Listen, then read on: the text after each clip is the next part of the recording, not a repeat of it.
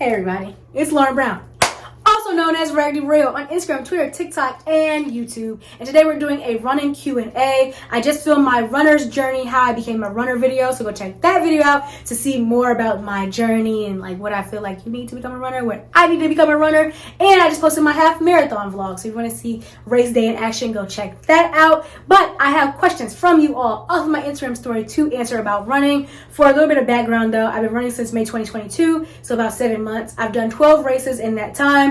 5Ks, 10Ks, Army 10 miler, duathlon, and half marathon. So, yeah, here's what I have to say based off of y'all's questions.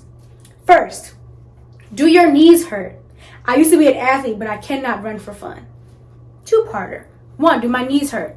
Currently, right at this moment, no. Have they hurt along the way? Yes. I will say diversifying your training, like cross training, not running every single day, doing different things, does help. Because if you run every single day, like, yeah, you're working the same muscles and joints every single day. But like if I go to solid core and I do like a upper body day, they kind of alleviate some of that pressure from my knees. That was a big help. My body was falling apart because I'm running every single day. You got to switch it up a little bit. Also, hills were taking my knees out.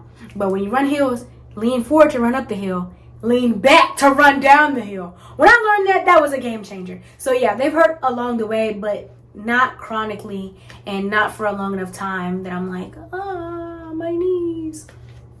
I was wearing a brace for a little while, but also I had this thing as a child where I just love wearing braces. I think it's because I was a cheerleader and all the like flyers, the cheerlebrities wore braces. So like I was wearing a brace. So take that with a grain of salt. I just like wearing braces. My knees were hurting super, super, super bad. Next.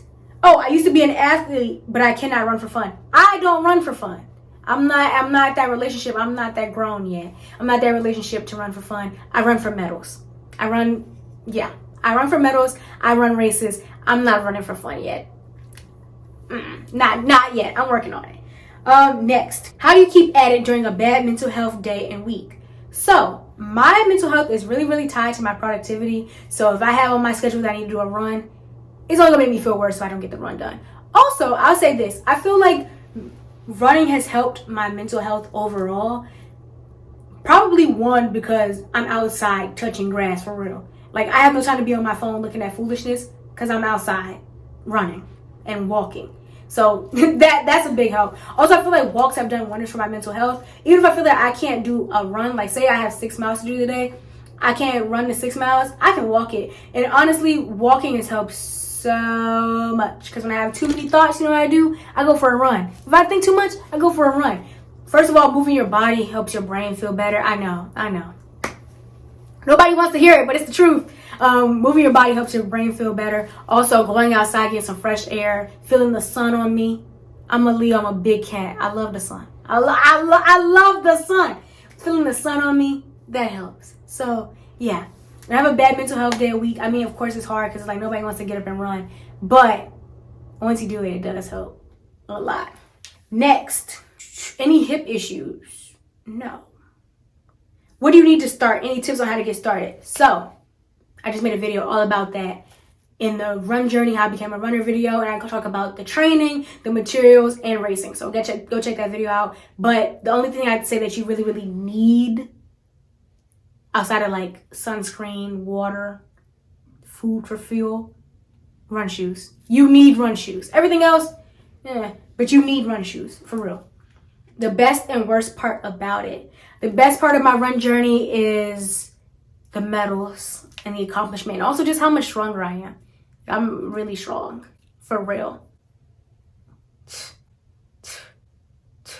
I'm getting closer to a 10-minute mile. I'm very pressed about it. I'm at 12:07 right now. So hopefully soon I can run a little faster. But I'm super strong. So that's the best part about it. The accomplishment of getting medals, but also getting stronger. And just like turning myself into a runner. Because what the hell? Like, what the hell? Worst part? The running? No, let me stop.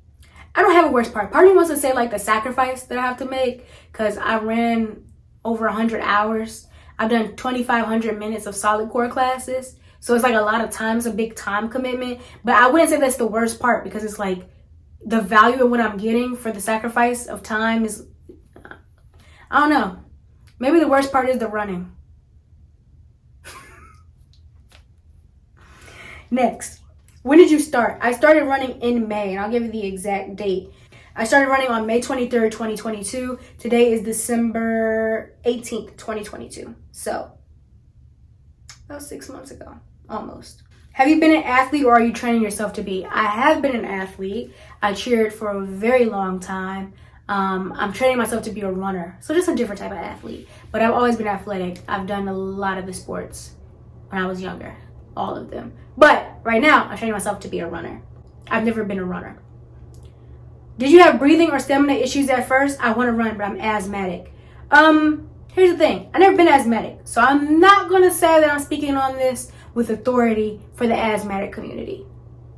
I'm not going to say that. As far as breathing and stamina issues, I feel like, yeah, I couldn't breathe. And when I first started breathing in the winter, it's so much easier to run in the heat than the cold. And I know people are going to disagree. If you disagree with me, comment down below because I want to talk about it. But it's so hard to run in the cold. When I ran that first mile at my Army 10 miler, which was in October, I thought I was going to it was going to be the end of me. I was going to pass out. I was going to die.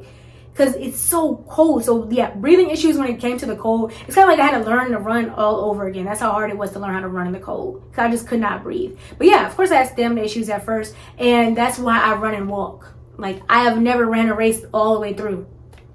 I rarely run full miles all the way through. I space it out. So I time it 5 minutes walking, 2 minutes, 4 minutes running, 2 minutes walking, 4 minutes running, 2 minutes walking. I've done 5 minutes running, 2 minutes walking. And I've ran a whole mile before at this point. But yeah, as far as stamina, break it up. And my great aunt who does races told me, she was like, I wish I would have learned to run and walk. Because she used to just run till she got tired and then walk. But if you run and walk, it kind of helps you with the stamina issues and makes it doable. I want to try running, but I have the stamina of a sloth and I'm overweight. How could I start? I think that kind of goes with the same thing I just said. First of all, start with walking. If you've never walked a mile, start with walking. Get comfortable with that. And then do run and walk. You don't have to just come out the gate running. That's a crazy standard to try to hold yourself to. And then you're going to be discouraged and it's just not going to be good. Run and walk. Find some times that work for you. Maybe 2 minutes running, 2 minutes walking. Things like that. You can always skip some. This is your life. So if you're running 2 minutes, walking 2 minutes for a half a mile, you're like, okay, I'm just so tired. I can't do any more running. That's fine. Stop running. Walk. You'll still get your mile in. Walk. How did you start your running exercise and Pilates journey? I'm trying to get started. So how to start my Pilates journey or my solid core journey, I have another video on that, so check out my solid core video. But as far as the running, because the solid core thing was a whole different thing. My friend was just like, hey, come to this Pilates class with me. I fell in love with it and that's where I'm at now. It was on the bucket list. Most good things I started in my life these days have started from the bucket list. If you don't know, on TikTok I have a summer bucket list series where I try all these different activities and foods and food places, and you should go check it out. But how I started my running journey was I ran, actually the first night I ever ran, right? I fell down, busted my hand open, busted my knee open, 5 seconds after getting out the car. And that was that. And then I ran 0.6, I kept going because I ran 0.62 of a mile, and that was that. So that's how I started running. Then I kind of got together. I kind of got together. My parents were like, you can run and walk. So I started running and walking, which is what I recommend. Before that, I was walking. So I did do walks. I did walk 4 miles. During COVID, we were walking 4 miles every day because there was just this path that we used to go to on the National Mall. So it was 4 miles. And yeah, that's what I did before I started running. Walking is very helpful to start running because, all you got to do is just move a little bit faster. Then you're running.